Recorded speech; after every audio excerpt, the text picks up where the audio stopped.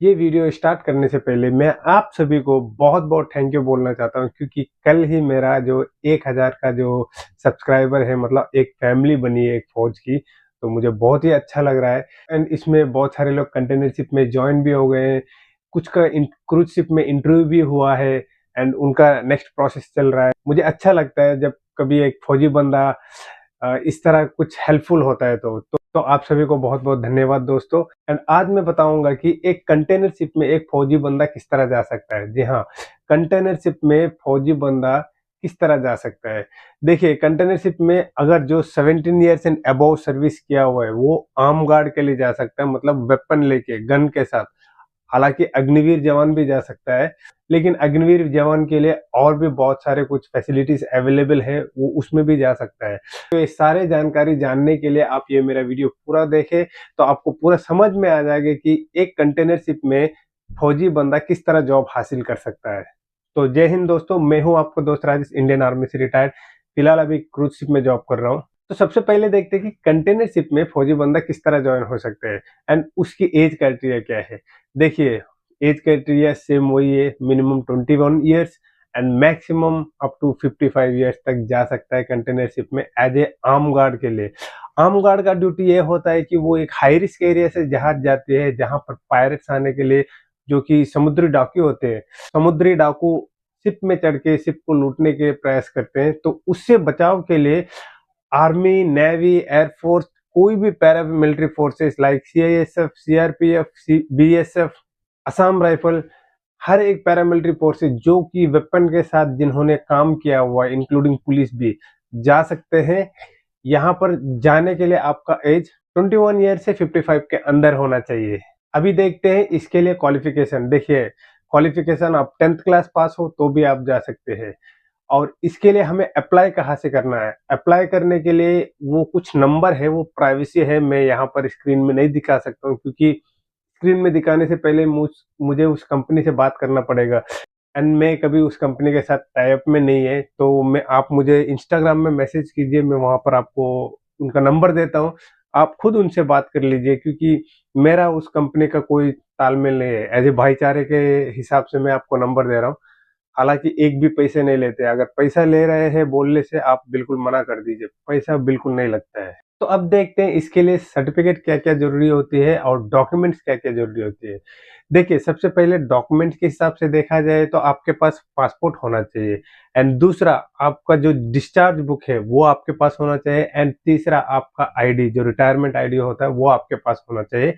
And उसके बाद आपको कोर्सेज़ करने पड़ते हैं एसटीसीडब्ल्यू कोर्सेज़ के।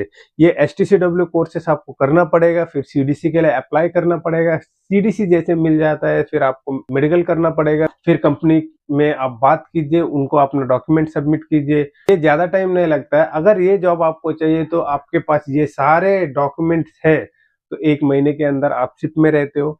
इसमें किसी को कोई भी पैसे देने के लिए ज़रूरत नहीं है। ये अग्निवीर वाले हो वो भी जा सकते हैं या फिर जो 17 इयर्स एंड अबव कर रहे हैं वो भी जा सकते हैं। अब आप पूछोगे कि इसमें काम क्या होता है? देखिए इसमें काम होता है आपको हाई रिस्क एरिया में ब्रिज के ऊपर खड़े होके दूरबीन से आपको देखना पड़ता है कि कोई छोटा बोट जो कि समुद्री डाकू अपने बोट की तरफ अप्रोच हो रहे हैं कि नहीं। अगर अप्रोच हो रहे हैं तो हमें कैप्टन और टीम लीडर होता है, उसको बता के अपने पास गन रहता है, गन के साथ हमें उसको शूट करना पड़ता है। तो मैक्सिमम कभी आते नहीं, मैं भी उसी पहले पायरी से आर्म गार्ड में था, देन उसके बाद फिर मैं क्रूज शिप में ज्वाइन हुआ हूँ। तो कोई ज़्यादा काम नहीं होता है, सुबह के 4 घंटे की ड्यूटी और रात को 4 घंटे की ड्यूटी। तो सब कुछ ठीक-ठाक रहता है। ब्रिज में जाना पड़ता है, वो 4 घंटे में कम से कम 2 घंटे 3 घंटे तो हम ब्रिज के अंदर ही रहते हैं क्योंकि बाहर धूप रहता है, तो हम अंदर आ जाते हैं, अंदर से मॉनिटर करते हैं। अंदर पूरा डिस्प्ले रहता है, उसमें सब कुछ देखने से हमें पता चल जाता है कि हाँ, कहाँ से क्या आ रहा है। चाय पीते हैं, बिस्किट पीते हैं, तो काम तो कुछ है नहीं। एंड इसमें एक शिप में 3 लोग ही जाते हैं, मतलब 2 होता है टीम मेंबर और 1 होता है team leader. Maximum team leader European वालों को देते हैं और जो टीम मेंबर होता है वो अपने इंडिया से, नेपाल से, बांग्लादेश से इन लोग रहते हैं।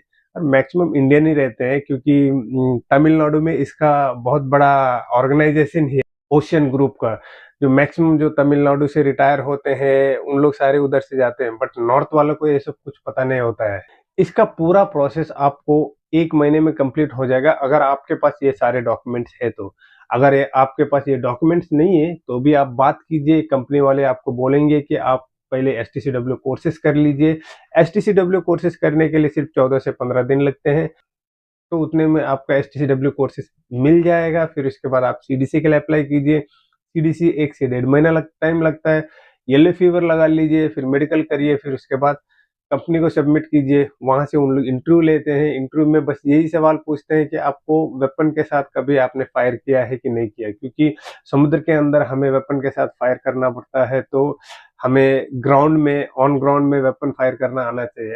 एंड वैसे भी फौजी बंदा को तो हर कोई को वेपन फायर करना आता ही है, तो इसमें कोई दिक्कत की बात नहीं है। बस वो यही सवाल पूछते हैं कि आपको वेपन फायर करना आता है या नहीं आता है, या फिर आप शिप में ज्वाइन होके घर से परिवार से दूर रहोगे तो क्या आप अपने आप को मैनेज कर पाओगे, इस टाइप का सवाल पूछते हैं।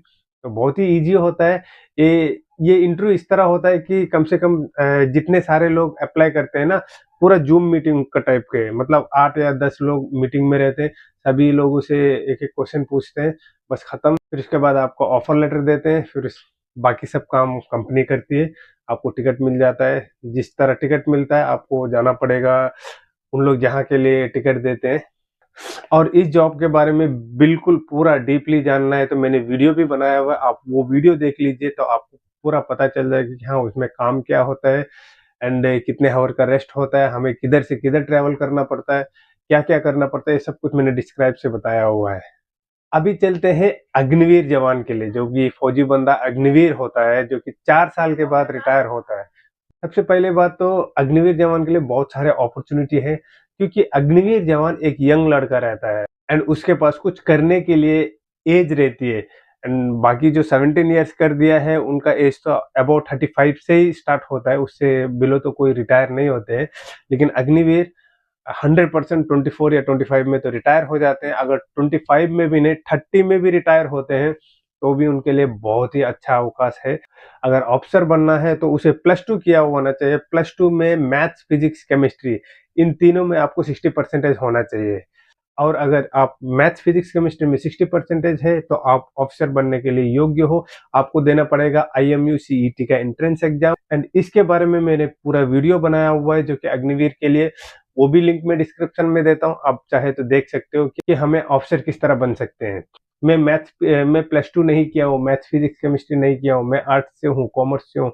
अगर इस तरह सोचते हो तो जनरल पर्पस रेटिंग में भी आप जा सकते हो। जनरल पर्पस रेटिंग का भी मैंने वीडियो बनाया हुआ है, उसका लिंक भी मैं देता हूँ। एक अग्निवीर जवान जीपी रेटिंग में किस तरह जा सकता है, महीने के 1.5 से 2 लाख रुपया कमा सकता है इजीली जीपी रेटिंग करने के बाद। और एक ऑप्शन है अग्निवीर के लिए, वो एक कुक के रूप में भी जा सकते हैं, मतलब गैली स्टीवर्ड के रूप में सबसे पहले इंटरव्यू होना पड़ेगा, फिर उसके बाद कुक का पोस्टिंग होता है। उनके लिए उनको कोई ना कोई होटल में, 5 स्टार होटल में कोई ना कोई एक्सपीरियंस होना चाहिए, या फिर उनको कुकिंग का एक्सपीरियंस होना चाहिए। तो कंपनी में जाइए, कुक के लिए अप्लाई कीजिए। हालांकि कुक के लिए बहुत सारे लोग जाते हैं तो पैसे लेते हैं, जो एजेंट है बहुत ज़्यादा पैसे खाते हैं, तो मैं तो मैक्सिमम रिकमेंड नहीं करूँगा। अगर आप अग्निवीर के हैं तो मैक्सिमम ट्राई करो कि ऑफिसर बनने के लिए।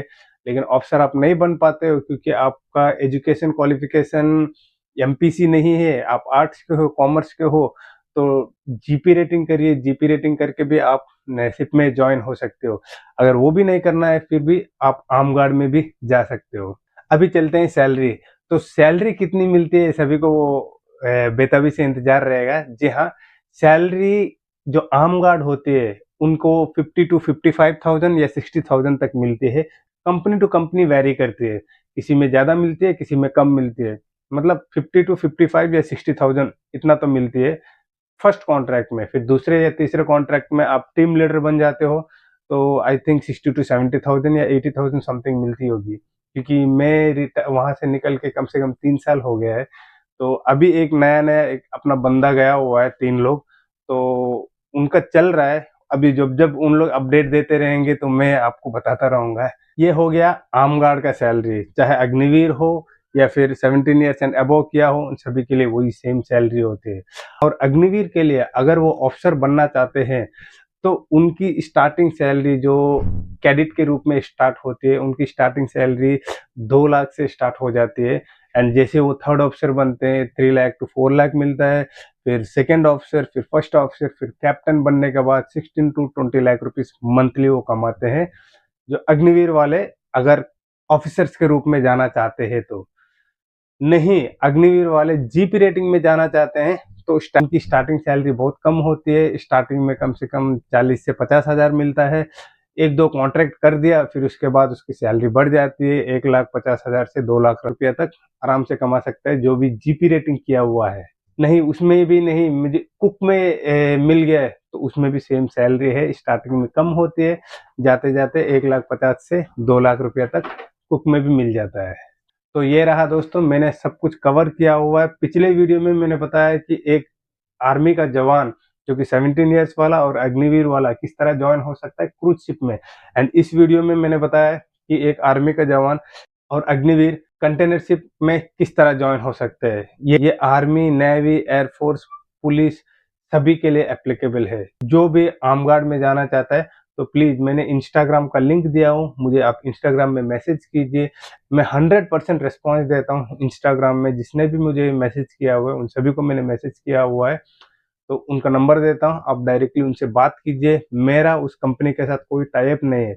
जनरली मैं पहले काम कर चुका था तो उनका नंबर मेरे पास है, आप खुद बात कीजिए। आप उनसे पूछिए उन लोग कितना सैलरी बोल रहे हैं, कितने दिन में करा देंगे। क्योंकि एक फौजी बंदा को वो कंपनी के लिए देने से वो कंपनी जो है ना, जहाँ से हमको भेज रहे हैं उनको बहुत ज़्यादा पैसे देती है, तो उन लोग बहुत जल्दी हायर करते हैं। तो मेरा वीडियो कैसा लगा मुझे बताइए। एंड बहुत बहुत थैंक यू दोस्तों कि मेरा 1,000 सब्सक्राइबर पूरा हुआ है।